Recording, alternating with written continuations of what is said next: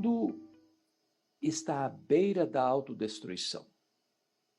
O mundo é um barril de pólvora. A aparente paz não é porque tem paz, é porque as nações têm medo umas das outras. O arsenal que se tem hoje, conforme Mikhail Gorbachev, no livro Perestroika, dá para destruir o planeta 27 vezes. Nós falamos em paz e levantamos a bandeira branca da paz, mas investimos na guerra. O mundo avançou, é verdade, na tecnologia, na ciência, no conhecimento, seja tecnológico, na medicina, nas artes, mas o homem se apequenou. Somos um gigante da ciência, um nanico na vida moral. A depravação moral desceu às profundezas da mais tosca degradação. A imoralidade é aplaudida à luz do sol. A decadência dos valores é um fato notório. A família, a instituição máter da sociedade, a base, o alicerce das civilizações, tem sido atacada com rigor desmesurado, com armas de grosso calibre.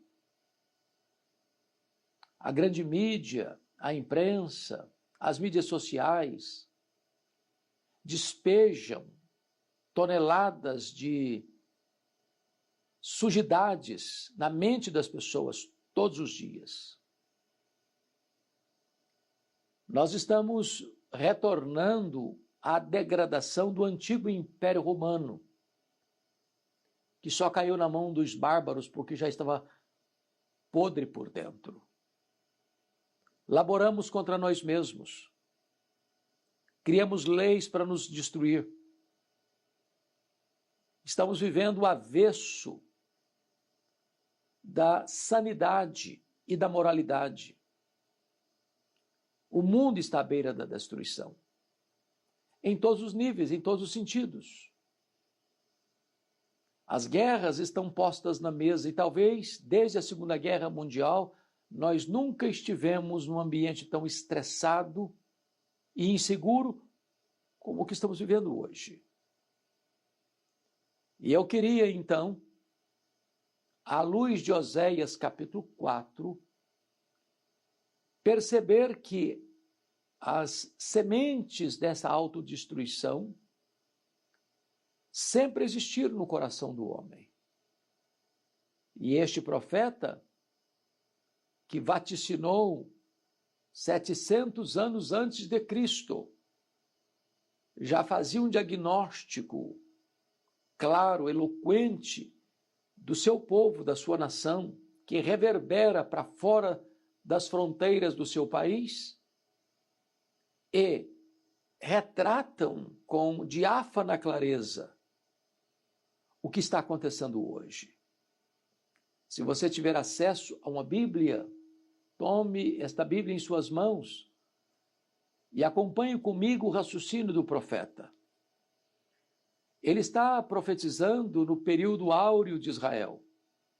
Está no governo um homem chamado Jeroboão II, que governou 41 anos. Era um tempo de prosperidade. Era um tempo de conquistas, de expansão do seu território, de riqueza interna.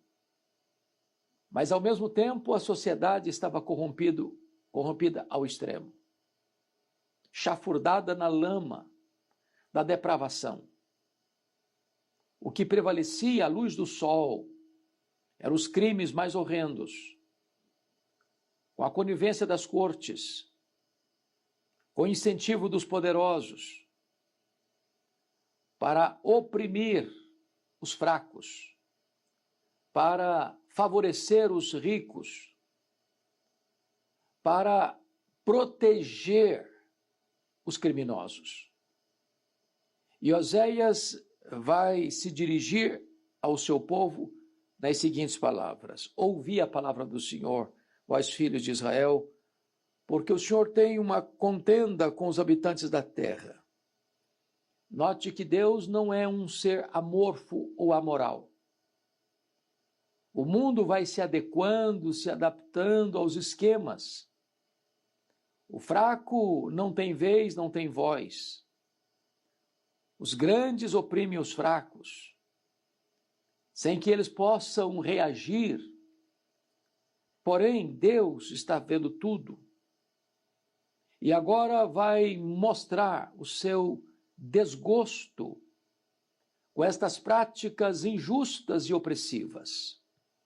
E ele diz: porque na terra não há verdade, nem amor, nem conhecimento de Deus. Então vamos perceber aqui algumas coisas. Na terra não há verdade. É muito curioso isso, porque parece-nos que alguns acham que é preciso mentir. E a mentira dita várias vezes torna-se verdade. As pessoas querem combater a mentira falando mais mentiras. E essas mentiras vão se tornando a realidade da sociedade. O profeta não diz que a mentira está se engatinhando ou levantando a cabeça. Não, ele é categórico, não há verdade. Acabou a honestidade. Acabou o princípio da honra. Acabou o fio do bigode. Acabou a confiabilidade. Não se confia mais nem mesmo em contratos registrados em cartório. A palavra do homem não tem mais peso. A verdade foi sacrificada nas ruas. E ele diz: não há amor. Prevalece o egoísmo, o mundo draconiano, o outro como mapa a ser explorado, subjugado para os interesses próprios. Nós temos visto isto na história e mormente no Brasil. Quando você vê hoje o grande escândalo, por exemplo, do INSS, pessoas montando esquemas perversos para surrupiar o dinheirinho suado dos aposentados que carecem desses valores para comprar o seu remédio, o arroz com feijão no supermercado. E esses valores são tirados criminosamente para abastecer as contas bancárias poupudas, para comprar carros de luxo, para os exploradores e roubadores viverem nababescamente, com a omissão daqueles que deveriam tomar todas as precauções necessárias para que a opressão não existisse. Por que isso? Por falta de amor. Porque não se ama mais o próximo como a si mesmo. Porque o próximo é visto como alguém a ser explorado. Porque vive para abastecer os interesses dos poderosos. Mas o texto diz: não há conhecimento de Deus. É uma sociedade secularizada, cujo Deus é o dinheiro, cujo eu está no trono. As pessoas baniram Deus, varreram Deus. Em nome de um Estado laico, querem imprimir um Estado ateu. Zombam, escarnecem da fé. Motejam da virtude. E essa sociedade vai então se derretendo, se desidratando, entrando em colapso. Colapso moral, colapso espiritual. O profeta prossegue no verso 2 e diz: o que só prevalece. Veja a força, não é o que prevalece, não, o que só prevalece é perjurar. Ou seja, é jurar falsamente. É falar uma coisa aqui e falar outra lá. Não tem credibilidade a fala, não tem valor os votos firmados, as promessas feitas, os compromissos assumidos. Para auferir vantagens, as pessoas denigrem a imagem do outro, cometem verdadeiro assassinato de reputação. Inocentam o culpado, culpam o inocente, compram sentenças, subornam testemunhas, corrompem tribunais, porque o que só prevalece é perjurar, diz o profeta Oséias. O que só prevalece, diz ele, é mentir. A mentira institucionalizada. A mentira que vai ganhando contornos de verdade. E a Bíblia diz que a mentira procede do maligno, ele é o pai da mentira. Enquanto Deus é o Deus da verdade.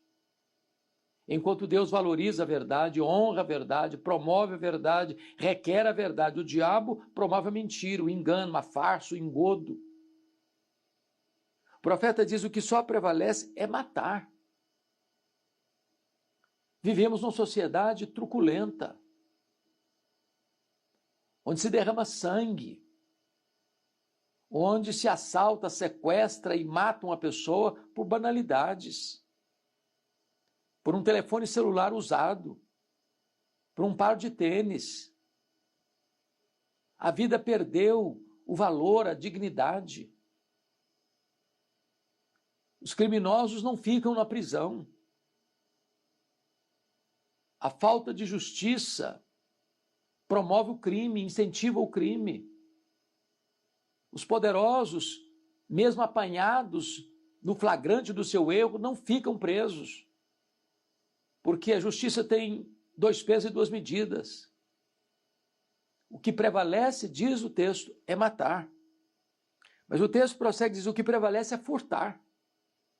E notem vocês que aqui é o furto, nem sempre a mão armada, não é o roubo de um ladrão que entra numa casa, mantém a família amarrada, acuada, ameaçada, enquanto saqueia a casa.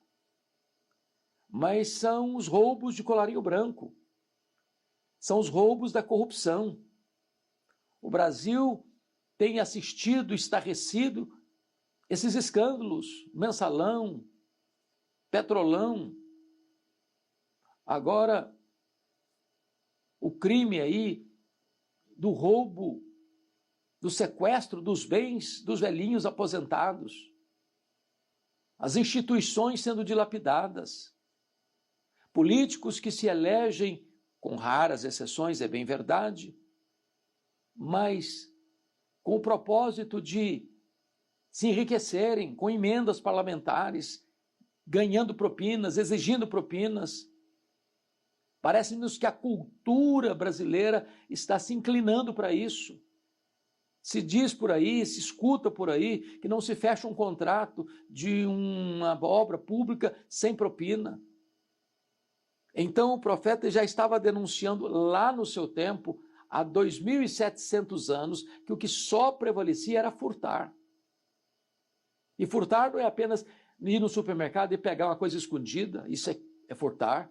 Furtar não é só bater carteira, alguém está andando na rua e de repente alguém foi lá e sequestrou a carteira do seu bolso sem que ele saiba, ou pegou um telefone celular sem que ele perceba, ou também não é só aquele que põe uma arma em punho e desafia você e toma o que você tem, mas são esquemas que lá na ponta vai impedir que o doente seja assistido, que lá na ponta as estradas sejam melhoradas, que lá na ponta as escolas sejam melhor qualificadas. E desta maneira, esse sistema vai drenando as riquezas da nação, vai tirando os recursos da nação e vai levando as pessoas a um desespero, a uma desesperança maior diante da realidade. Mas o texto prossegue e diz assim: o que só prevalece é adulterar. Ou seja, a honra está se arrastando pelas ruas. As pessoas não têm mais compromisso com a ética conjugal, com os valores, com os princípios do casamento, da família. Não há mais compromisso de fidelidade. A sociedade hoje aplaude a vida promíscua, se incentiva a vida promíscua. A sexualidade está se arrastando na lama, porque o que só prevalece é adulterar, diz o profeta. E ele vai além e diz assim: há arrombamentos e homicídios sobre homicídios, ou seja, não tem respeito à vida, não tem respeito à propriedade privada. É uma quebra praticamente de todos os mandamentos da lei de Deus, de honrar pai e mãe, de não matar, de não adulterar, de não roubar, de não falar falso testemunho, de não cobiçar. As tábuas, os mandamentos da segunda tábua, há uma quebra também da primeira tábua. Não terás outros deuses, não farás para ti mais escultura, não tomarás o nome do Senhor teu Deus em vão, guarda o dia do Senhor para o santificar. É a sociedade que está vivendo na desobediência, na transgressão, que não quer princípios, nem parâmetros, nem balizas para nortear a sua conduta, a sua vida. É uma sociedade que caminha célere para a autodestruição. Então o profeta vai dizer aqui quais são as consequências dessas ações autodestrutivas. No verso 3 ele vai dizer: por isso, olha a consequência, por isso a terra está de luto, e todo o que mora nela desfalece. Você tem percebido isso? Que as pessoas estão como que desesperançadas, não acreditam mais na política, não acreditam mais nos políticos, não acreditam mais nos partidos, não acreditam mais nos parlamentares, não acreditam mais nos governantes, não acredita mais nos juízes, não acredita mais nas cortes, não acredita mais no aparato legal para defender a justiça e para punir e coibir o mal. As pessoas estão andando de luto, sem esperança.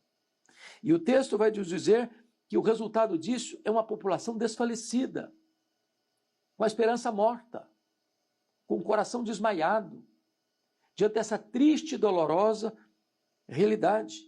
E ele diz mais: com os animais do campo, com as aves dos céus, até os peixes do mar perecem. Ou seja, quando a sociedade entra nessa corrida desenfreada rumo à autodestruição, os efeitos ecológicos aparecem. Isso vai dizer que nós estamos destruindo o nosso ecossistema. Nós estamos destruindo o nosso habitat. Nós estamos gananciosamente querendo só para nós e não olhando que o meio ambiente está sendo dilapidado, destruído, afetando as aves dos céus, afetando os animais da terra, afetando os peixes do mar e dos rios. E o profeta vai prosseguir na sua análise no verso 6 e vai dizer assim: o meu povo está sendo destruído porque lhe falta o conhecimento. Veja você que parece uma coisa contraditória, porque nós estamos vivendo o século do saber, o século da ciência, o século da tecnologia, da nanotecnologia. Nós estamos vivendo hoje a era das viagens espaciais, o avião supersônico. Nós estamos vivendo a época aí da exploração do espaço. Nós estamos vivendo a época aí da nanotecnologia, onde você empacota na cabeça de um alfinete os dados de mais de 8 bilhões de habitantes do planeta. Nós estamos vivendo a era da comunicação, a era das viagens rápidas, da mobilidade urbana, mas nós, ao mesmo tempo, revelamos uma ignorância básica e crônica das verdades espirituais. Não há conhecimento de Deus. As pessoas estão cegas espiritualmente, correndo atrás de tantos subterfúgios ou de falsos refúgios. Falta o conhecimento. E porque falta esse conhecimento da verdade, esse conhecimento de Deus, o povo perece. Porque se entrega a essa autodestruição, porque promove esta autodestruição. Mas veja comigo o versículo 11. A sensualidade, o vinho e o mosto tiram o entendimento. Ele está dizendo duas coisas, que a bebedeira e a sexualidade desregrada tira do homem a capacidade da lucidez, do siso, do entendimento, da compreensão. As pessoas estão entregues às suas paixões e aos seus desejos, tanto da embriaguez quanto da promiscuidade sexual, sem freio, sem limites, sem parâmetros, sem compromisso, sem aliança.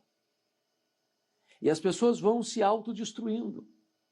E porque ela se autodestrói, ela destrói o casamento, ela destrói a família, ela destrói o ambiente de trabalho, ela destrói os centros universitários, as escolas, que são palco, às vezes, hoje, de violência, são palco também de promiscuidade, são palco também das drogas. E, de repente, onde você acha que seus filhos estariam estudando e protegidos, guardados pelo sacrário dever de aprender e de estudar, nesses ambientes estão lá elementos nocivos que podem desencaminhar esta vida, podem trazer tormentos para a alma, podem desencaminhar toda a jornada da vida.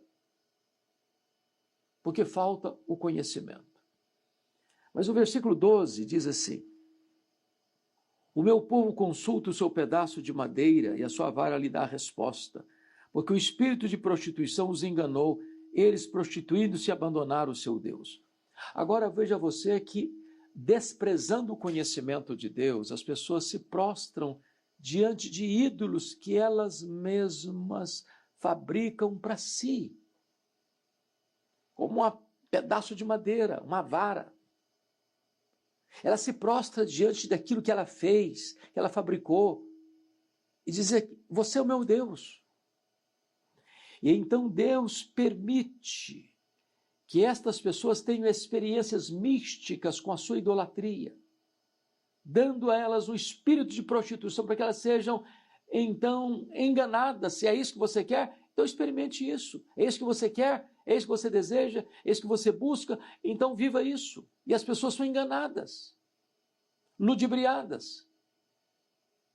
Elas são apanhadas na rede do seu próprio engano religioso, porque desprezou o conhecimento de Deus, e porque desprezou o conhecimento de Deus, elas estão sendo destruídas. Mas, finalmente, versículo 18 diz assim: tendo o homem acabado de beber, ele se entrega à prostituição. Os seus príncipes, os seus líderes, amam apaixonadamente a desonra. Veja você que um príncipe é um líder, seja ele do poder executivo, seja ele do poder legislativo, seja ele do poder judiciário, seja ele um líder na sua empresa, seja ele nos seus negócios, seja um líder na sua casa, na sua família. O texto diz que as pessoas bebem, acabam de beber, e na volúpia do álcool, no fervor etílico, elas diminuem as resistências da moralidade e caem na prostituição. E o texto diz: os seus líderes amam, mas não só amam, não, amam apaixonadamente a desonra. Em vez desses príncipes serem líderes exemplares, modelo para a nação, exemplos de honra, de dignidade, de honestidade, de probidade, de verdade, de santidade, de pureza, dignos de ser imitados, eles se tornam líderes da maldade, da corrupção, da violência, da mentira, da prostituição. Eu chamo isso, à luz do texto de Oséias 4, de uma nação com o pé no acelerador, rumo à autodestruição. Tem saída? Tem remédio? Tem. E só tem um remédio. É a volta do homem para Deus. Só Deus pode mudar o coração, mudar a mente, mudar a vida. Só Deus pode dar ao homem rendido ao pecado libertação, perdão, redenção, salvação. Só Jesus Cristo pode limpar o nosso coração com seu sangue e nos dar um coração novo, nos dar uma mente nova, comprometida com a verdade, com a santidade e com a pureza. A esperança do Brasil não está em Brasília, a esperança do Brasil está em Jesus. A esperança da nação não está nos homens, a esperança da nação está em Deus. A esperança sua, minha e nossa não está nas instituições humanas, está no Cristo de Deus, no Filho de Deus. Ele é o Salvador, Ele é o Senhor, Ele é o Redentor. Só Ele pode dar a você plena satisfação, vida abundante, a própria vida eterna. Que Deus abençoe sua vida e Deus abençoe o seu coração.